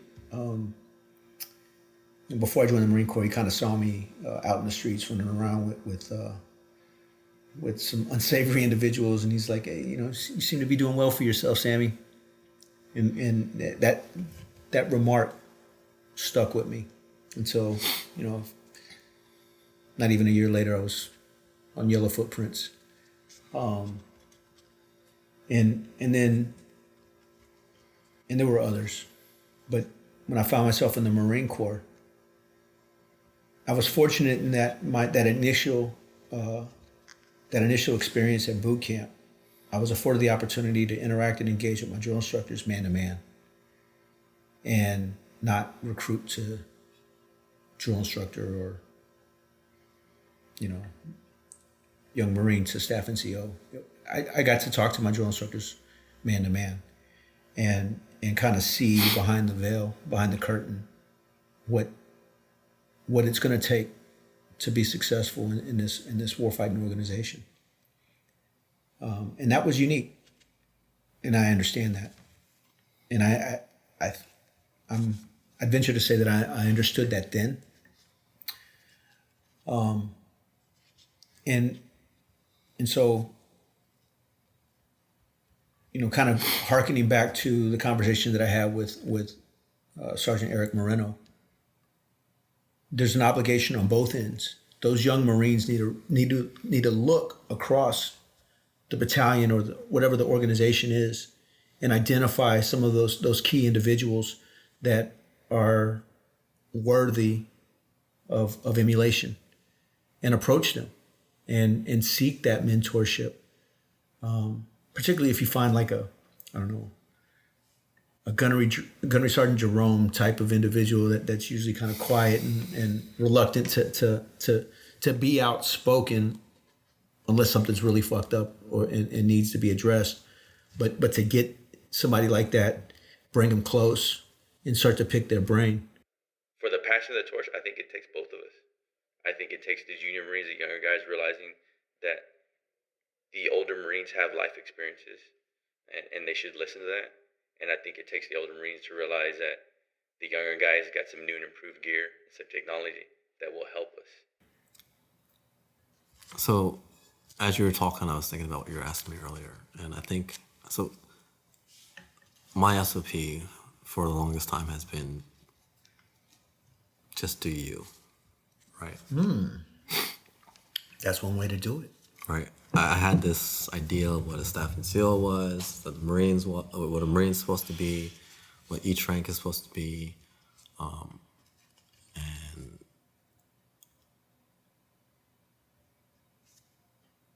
it was hard, but I continued to try and be what I had, I continued to try to emulate that image of what I had in my mind, right? And it was just be that. I hate the way it sounds when it comes out of my mouth, but just be that Marine. Show them that you can be a Marine, you can be a singer, you can be a staff CO, you can be the guy that's just always trying to do right. Show who? Everyone. Anyone who's willing to, whatever, right? Anyone that's willing to just to look and observe. Be that Marine. Just be that Marine. It's not easy. Be that Marine or be that Marine. I'm not that Marine. I'm not that Marine. Right? But a lot of it is just, I know people are watching. I know people are observing, and don't give them another example of, hey, I don't have to do this. I don't need to do this. I should do this. All right. Or I mean, not like that. I don't. It's not okay to just let your guard down and just not be whatever, is proficient, or be a staff and CO, be a strong leader, whatever it is you think a staff and CO or whatever should be. It's not okay to let some of that slide, right? I don't know if this is on a rant. It's not coming out of my mouth the way I want it to come out. I think I'm understanding what you're saying. That to a certain extent, you've got to be okay with being good at what you're doing.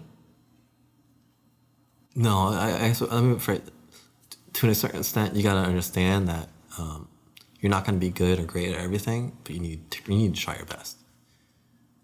Okay. Because I don't think I'm good at everything. I don't think I'm great at everything, right?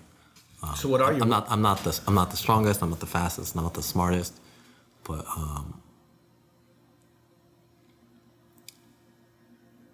give me a task, whatever. If it's my job or my responsibility, I will put everything I have into it. Right? You're not going to see me come in one day and just give 10%. So give all you got. Give all you got all the time. I guess that's a better way to put it. That's the school that I belong to. Like, that's how I was raised. Right? It wasn't the Marine Corps that put that in me. That's how I was raised. Everything that just give your best all the time, right? And it's hard.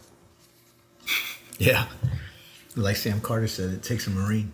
It takes a special type of individual. Sure. Takes a Marine.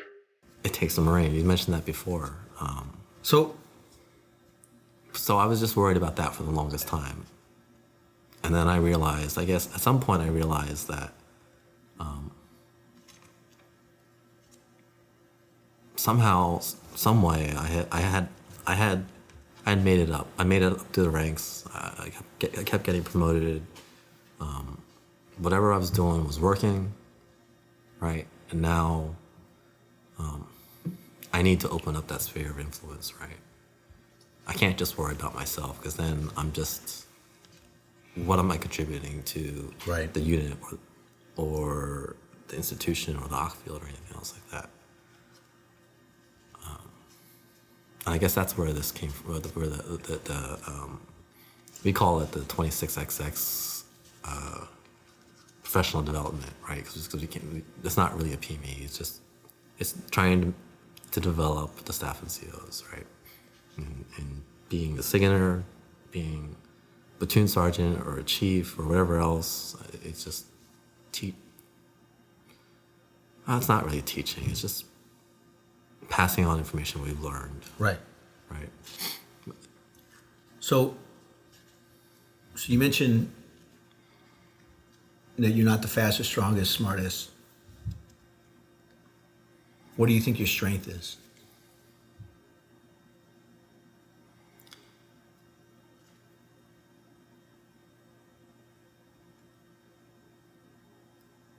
I've said this before, and I still think it's true, is my ability to adapt. Right. Throw me in a situation, and it won't take that long for me to quickly orient myself, figure out what's going on, and figure out what I need to do. Okay. And I understand that I'm not going to go into every situation knowing everything I need to know about it. Right. That's just impossible, right? Right. No one can expect that. But I do know that throw me into a situation, if I can figure out what it is I need to do, I'm going to go find those resources, or I'm going to find whatever it is. I learn whatever it is I need to learn to be able to execute and do what's asked of me. Hustle and grind. Yes. You know, Sam Carter said something very similar in episode 9. He said that he had a chip on his shoulder as a lat mover, and I will say to you that although I get the sense that you have this, don't take this the wrong way, but an inferiority complex. Okay. That a lot of us do, myself included. I find myself going into some of these meetings, sit-downs, conversations, discussions, working groups, OPTs, second-guessing myself. But it keeps me honest. It keeps me sharp. It keeps me paranoid, uncomfortable. And I'm okay with that. And I kind of tie it into a little bit of jiu-jitsu. So when I walk into the mat room on Hanson, I'm a white belt. And there's blues and purples and browns and blacks out there. And these young Marines are bigger, faster, stronger, and younger. A lot younger. But I get in there and I hold my own. And I feel like that in a lot of ways when sometimes I'm the only enlisted guy in the room when we're sitting down and talking about something that needs to be addressed in an expedited fashion at the MEF. But I think resiliency is a quality right alongside adaptability. And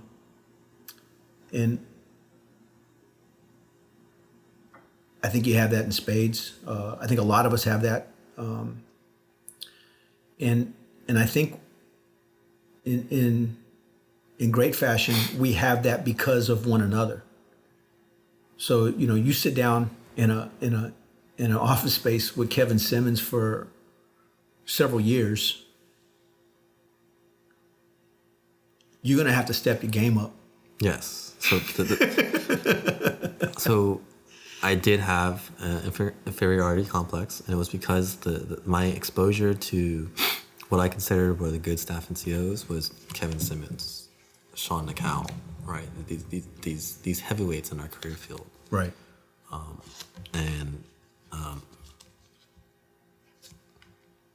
Just trying to not fill their shoes, because I don't think I'm the guy that's going to fill their shoes, but at least measure up. Yeah, that's a good way to put it. Measure up. Because these are guys that walk into the room and they are respected by everyone. It doesn't matter what's on your collar, black, shiny, whatever. Right, for the most part. Right, and this goes back to the whole lieutenant thing. For a while, one of the problems I had with the lieutenants is they didn't respect these guys. There was a lieutenant. You should ask him about it one day. There was a lieutenant. Ask who? There was a lieutenant who said who wanted to NJP. I think it was NJP, or bring up in charges Master Sergeant Simmons for disobeying a direct order or something like that. I believe that's what it was. Yeah, I've never gotten that story. Yeah. We'll have to bring him back on for and he would love that. By the way. So let's kind of shift gears a little bit. Not make it so personal. Okay. What are you reading? So it goes back and forth right now. Right now, I brought dating myself. It's not a Kindle, it's a Nook, right? A Nook. A Nook, but that's what I have. I picked Aren't they one up. discontinued? They still make those things? Or I think they're discontinued, but I have one that still works, functional, and everything else like that. Nook was owned by Barnes & Noble, right? Yeah. Okay. Right. And Kindles are Amazon. And I'm out here for an exercise, right? Okay. And I realized that there's a lot of things that I might be asked during this exercise that I have some information on, but I'm not comfortable enough to speak on it, right? So that's like there's a lot of the resources and a lot of the things that are on this that we would like to have discussed during this 26XS professional development thing is on my note. That's what when I have the time, that's what I go through. And it's right now I'm concerned with my professional development, right? So let me ask you: would you be willing to provide those resources that you've collected for the purposes of this, and hang them somewhere, maybe like on the Top Game Podcast website, in order to make it gear common to all? So if I'm a young corporal, I don't know if I can. A lot of it's FOUO, right? But I will say that all this stuff, everything that I'm looking at, anything that's not FOUO, if it's just basic, sure. Okay. Right, but I will say that everything that I'm looking at is on the shared drive at 3rd Raid Battalion, 1st Staff and SEALs to look at. Okay. Right, there's just so much of it that maybe we can establish a SharePoint, and I can get either Scoggins or maybe Scoggins' replacement. Oh, Derry Cross. He's familiar with some of the materials. To hang all this stuff for those of us who are interested in learning more, to be able to step our game up. Okay. It's funny you say that because a lot of this stuff is coming from Scoggins or the name, like the Sam Carters, the Sarah Clarks. A lot of that stuff is coming. I'm getting it from them, right? So maybe we just need to highlight it and advertise it and encourage the acquisition of this information across the broader landscape. Everyone. It doesn't matter who you are. The sergeant needs to read it, right? Okay. Yeah. So, what are you playing? What do you mean? You playing games? I don't. I play like casual games. I'm not a hardcore. What casual games? Like this thing called Make 7, where you have a number that starts with 1, or you get a random number, and you have to add them up, multiple of them in a row to get to go up to the next number. And the ultimate goal is to make like a 7, and it clears out, right? Okay. I do that stuff just because I don't have to think sometimes when I have time or whatever else like that, right? I don't think I've owned a video game system since the original Xbox. Original Xbox. That was the last video game Throwback. system. Halo 1. Yeah. Okay. What are you listening to? Right now, it's funny, I'm listening to you. Okay. Right? I listen to the podcast. So I'm on Okinawa. I'm taking a bus every day, and I find that the best way for me, or what I'm listening to, or I'm catching up on all the podcasts. Right. So let's go into that. What episode did you listen to first? I started with Kevin Simmons just because I know the man. I know the guy. Right. I wanted to see. I used him as a benchmark because I know him. And I wanted to see what this was about, right? So what was your reaction to that episode? I thought it was good. I was surprised that he said some things in the podcast that I wasn't aware of. But I was... So you can sit in a box with this guy for 3 years? I've known him since 2012. Okay, so we worked together. So y'all been in and around each other for about 6 years now. And in the course of that 3+ hour conversation, you learned some things about him that you didn't know already. Yes, but I liked how he opened up, and everyone, or not everyone, but a lot of people know Kevin Simmons as this one of the heavy hitters, right? And he had this persona, and this aura about him. This aura, right? Yeah. And you didn't want to piss him off, right? I'm okay with pissing him off.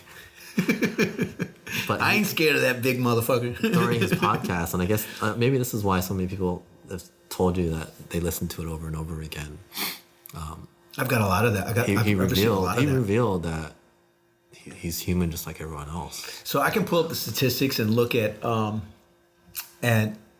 how the audience is engaging with each individual episode. And one thing that I will say about Kevin Simmons' episode is that the percentage rate of the devices that have installed or downloaded his episode is at almost 200%, which means that every single person on average has listened to his podcast twice on average. and his episode is unique in that regard. And we're probably blowing his fucking head up right now. Hopefully he's not in his pickup truck because he's gonna get into an accident. But of course, Dairy Crosses was the most downloaded, and I attribute that to John Scoggins highlighting his in the XX group. Well, that was after though. Right, but it's the most downloaded. Okay. I haven't gotten to his yet. By far. And I would say probably the next, maybe even all the episodes combined don't equate to the number of times Dairies has been downloaded. Oh, so that's also attributable to him and his personality. He's very down to earth. Yeah. It doesn't matter, and it doesn't matter. The junior Marines and the battalion, they love him. Mm-hmm. Yeah, I have a hard time imagining what someone would allude to or point to if they were going to make a negative comment about Dairy Cross, and I would even go so far as to say that they would have to be careful when they said it because they'd probably get punched in the mouth. Because I mean. And this came up in conversation this morning, as a matter of fact. And I think I don't know if I told you, but I think I told Derry that there was a discussion on a very particular Facebook group about what a young 2600 should be teaching himself in order to get better at the game, as far as skills and skills acquisition and programming languages and whatnot. And one of them made a comment that they listened to Master Sergeant Carter's episode on the yeah, you were talking about on the podcast, and another Marine, one of mine, as a matter of fact, chimed in and said it's not Master Sergeant Carter's podcast, it's Master Sergeant Castro's podcast. And it was just and therein lies a little bit of our organizational culture, right? That loyalty to those that have taken an active and involved interest in our professional development. Because I will tell you that if anybody said anything bad about either Joe Black or Crawdaddy or Master Guns Owen or any of these guys that were an influence upon me, they're going to see the wrong side of Sammy Castro. And but it was just funny to see that. And so I had to chime in to kind of like, reset the tone. Like, to be clear, this is not Sammy Castro's podcast. It's not Master Sergeant. Yeah, but you're facilitating it. I'm hosting it. And I'm putting some skin in the game. This isn't easy, and I think I touched that on episode 0. But this is the community's podcast, and that understanding was made crystal clear to me by John Scoggins in his episode 8, that this is a tool and a platform for us, and of course at some key point in time I'm going to start broadening the scope, and I've started to do that a little bit, and I've got some guests planned in the near term future that will expedite that. But by and large, this doesn't belong to one individual. It belongs to all of us, and I couldn't do this alone. I mean, if I did 10 episodes of just me, it wouldn't go anywhere. And I think a lot of people understand that a lot of this is me learning from the guests. You and everyone else. Right. And that's what's so great. That's why you have such a great reaction to what you're doing here. I wish something like this was available when you lap moved over. When I lap moved over, right? You would have listened to them all. Yeah. So besides Simmons, who else have you listened to? I listened to Gunny Sonneman, now Master on Sonneman. What'd you think about that one? That was, again, we're in the same unit. I've talked to him. I learned more about him personally than I did professionally because we work together. We don't really hang out too much, but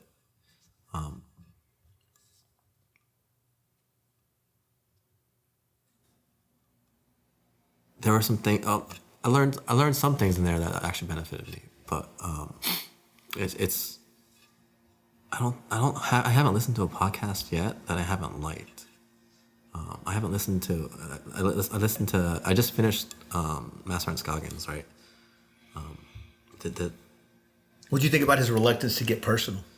I can understand. That was one of the reasons why I didn't want to do this interview in the first place, right? So why did you do it?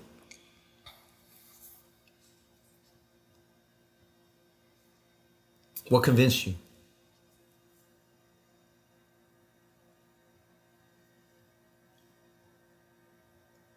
I think it was in Scoggins, the interview with Scoggins. You talk about some of the mass arts and how hard they are to know, to get to know. And I realized that I was one of I'm one of those individuals. Like we said before, right? I was talking to Gunny Katzman about it and Master and Cross today or yesterday. Like, I've been there for going on 5 years now, right? Master and Cross he's got orders out this summer, so he's been there for almost 3 years. We hang out, right? We have a good relationship with each other.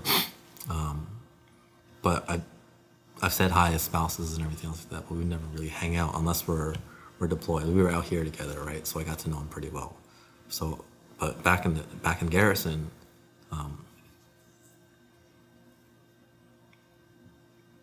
people know Gunny Jerome. They don't know Sam Jerome. Okay.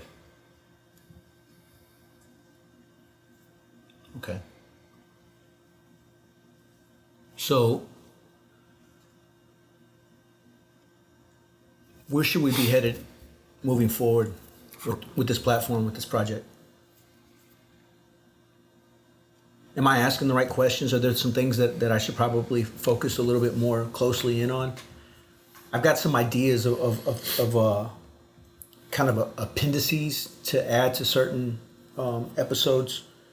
And then I've also played with the idea of the chaos letters. Chaos letters. Yeah. So let me explain. Went to a Catholic university, majored in philosophy, which is a weird approach, mind you. And one of the books that I read in one of the very first courses that I took was the Screw Tape Letters. And in the Screw Tape Letters, it's written by C.S. Lewis, who wrote the Chronicles of Narnia, devout Catholic fiction author, as well as theologian and philosopher. In the Screw Tape Letters, a young demon is seeking advice and mentoring from his uncle, Screwtape, on how he should best manipulate, entice his client, a human being, in order to corrupt his soul. And in those letters back and forth, Wormwood and Screwtape are sharing information about that. And so the Screwtape Letters. The Chaos Letters, I thought, would be an audio version of some of the communications that were distributed or disseminated not only by Chaos himself, but also past and present commandants of the Marine Corps, because it's come to my attention that not all of us are getting this information, like the Frago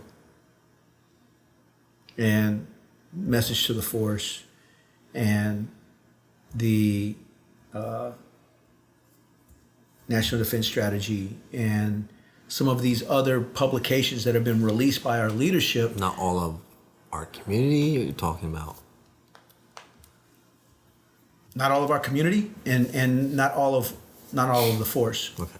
So like the mock, or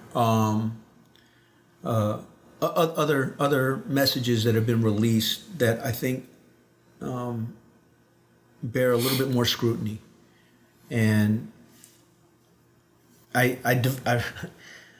figured out how to write a script when I was back at Career Course, and how to take the Warfighting Pub and turn it into an audio book using some Text to speech. text to speech, but it was something that was built into the Mac operating system, and it wasn't anything overwhelmingly creative or technical. It was just a simple script, and turned it into an MP3 file, and I shared that with my platoon.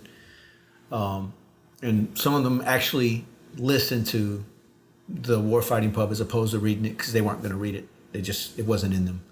And so I kind of thought about doing that. So adding some of those snippets, or maybe bonus episodes. What do you think about that? Do you think that would be value added, or do you think I'm shortchanging the Marine from the opportunity to actually pick the book up, or pick the message up, or the pub up and read it?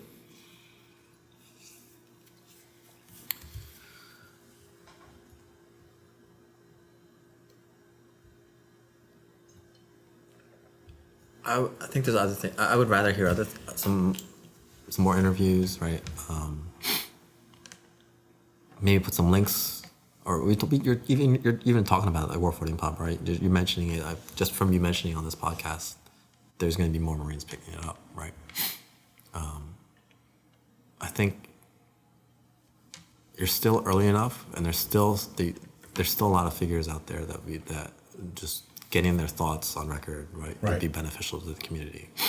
So the major obstacle to that is getting face to face. Okay. And so I've almost closed-mindedly adopted the perspective that I will not conduct Skype interviews. Okay. FaceTime or any of those other virtual meeting spaces. There is value to face-to-face, eye-to-eye, reading facial expressions, inaudible pauses, those things, and then controlling the environment as best I can. I think there's value to that, and I don't want to lose that almost visceral aspect of the interviews. So I like having these. I like the knowledge that's available, and and I like how you reach down to some of the junior ranks to get their thoughts on it, right? You're at least you're starting to, right? I'd also be curious to hear, possibly you take some of the leaders who have paved the way for this community who are no longer with us, and see what their thoughts are about where we are. Yeah, so I'm playing with some ideas as far as what to call them, but those legacy personalities. That's something that I definitely want to do. But like I said, it comes down to placement and access, and getting to where they're physically located. Being OCONUS, it puts some limitations on that, right? If I was stationed in North Carolina, driving up to Virginia is feasible. Well, you get a wider. It wouldn't be a third radio battalion podcast, right? It would be second rad, MARSOC, Quantico, whatever else. You said second rad. Yeah, America's rapping. I couldn't resist. If not for the Marines, where would Sam Jerome be? Oh, I don't know. I joined the Marine Corps because I was at a point in my life. I was at a crisis point in my life, right? I was 23.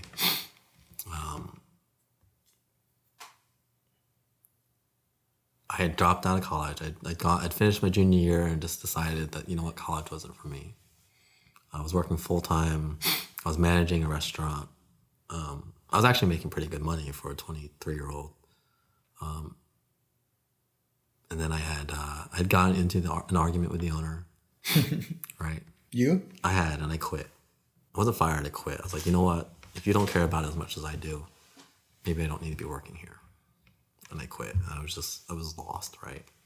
So, and I didn't know what I wanted to do in my life. I needed direction, right? And it sounds, say what you want about it, but that's why I joined the Marine Corps. I needed to find direction. I needed to find out what I was going to do in my life, right? And thankfully I got it. But I don't know where I would be. I'm one of those people, or I like to think I'm one of those people where it doesn't matter where I go, I'm going to succeed, right?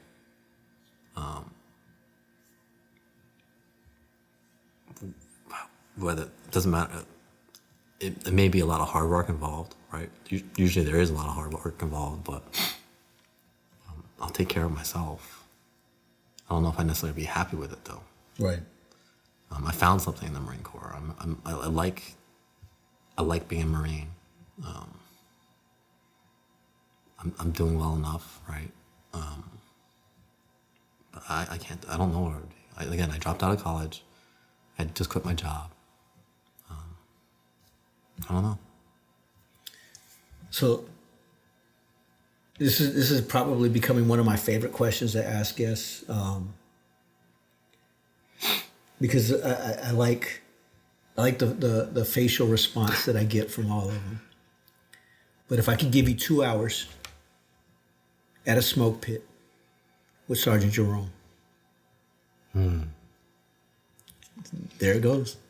What would you tell him? So who am I talking to? Say again? Who am I talking to? You're Master Sergeant Select Jerome. You're talking to Sergeant Jerome. Me talking to my... You're talking to Sergeant Jerome. What do you tell him?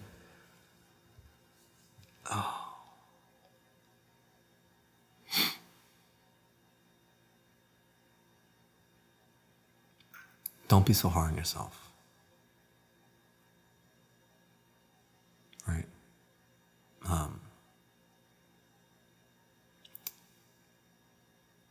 I don't know if I still had it, but I had a certain reputation as a staff sergeant, as a young gunny, right? That I was hard on the Marines. I was hard on myself.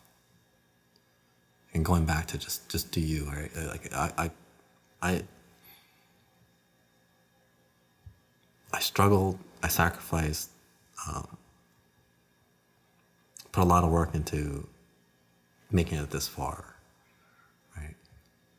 Don't be so hard on yourself. Make time for your personal life, whether it be family, whatever else, right?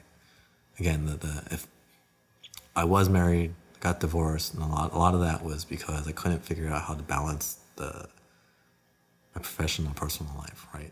My professional life was first. I am who I am today because of the Marine Corps. So I feel like I owe a lot. That I owe not everything, but just about everything I have to the Marine Corps, right? I don't know if that's necessarily the right choice. It's hard, especially. I'm glad I don't right now. I don't have a family, and I hear you guys talk about it all the time. I don't know if I can balance that. It's not easy, and I sometimes wonder if I'm doing my boys a disservice. But I have almost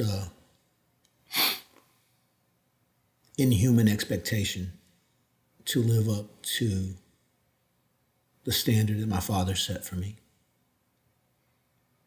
And although before he passed, he told me that I was beyond him as far as just being a man, character, strength, resilience. But I don't accept that. And I mentioned this somewhat recently. I don't know if I included it in a conversation or not, but I heard in a podcast that the standard should be that you're the most reliable person at your father's funeral. And I believe that I was. but that's not the end. You gotta keep going and you know, like we discussed earlier with the shark, you keep swimming and you get better and stronger and wiser, hopefully. And there's a lot of juggling that takes place, because if you put it all in the core will take it. Yeah. And chew you up and spit you out. And you know, hopefully when this is all said and done, my boys don't look back at my time in uniform as something that prevented me from being there for them in the way that I could have or should have been.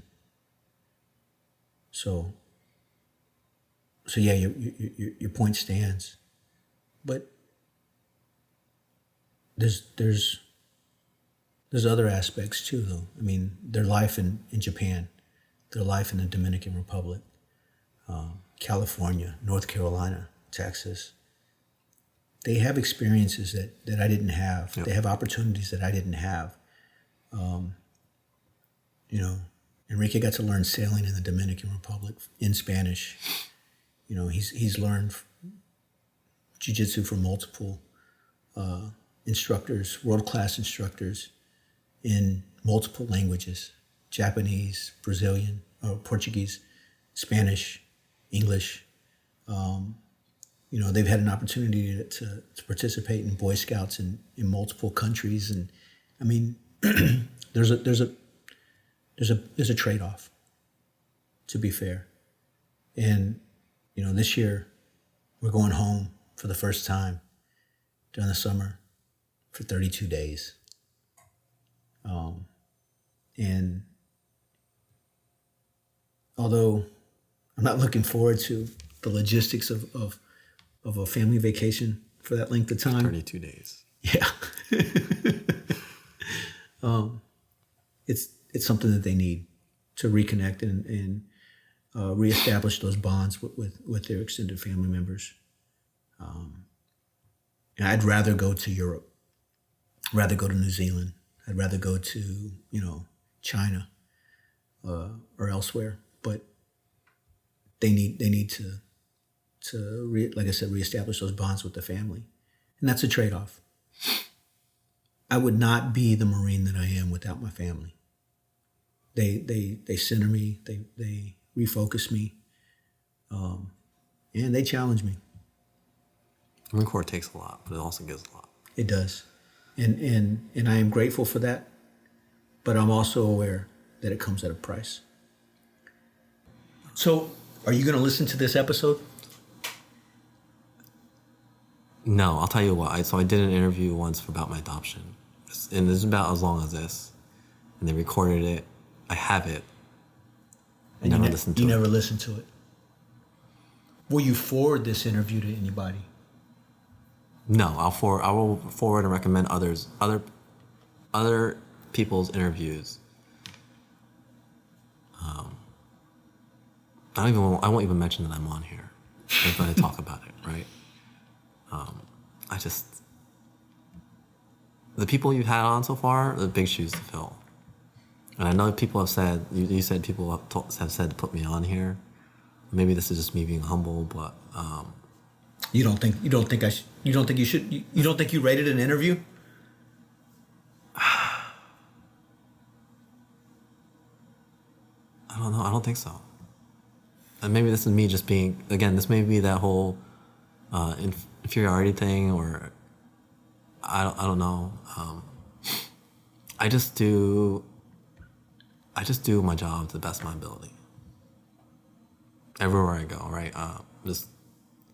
That's how I've operated. And I think I said this in towards the end of Scoggins' interview. You know, the Commandant asked us in his message to the force to tell each other our stories, to listen to one another, to grow from each other. And I understand how difficult this was for you. And I want you to hear it from me face to face, that I appreciate your willingness to do this. And I will say that I guarantee I'm going to get overwhelming positive feedback on your story from the Marines that are out there and that are listening. And I want to say thank you for sitting down with me. And with that, we're out.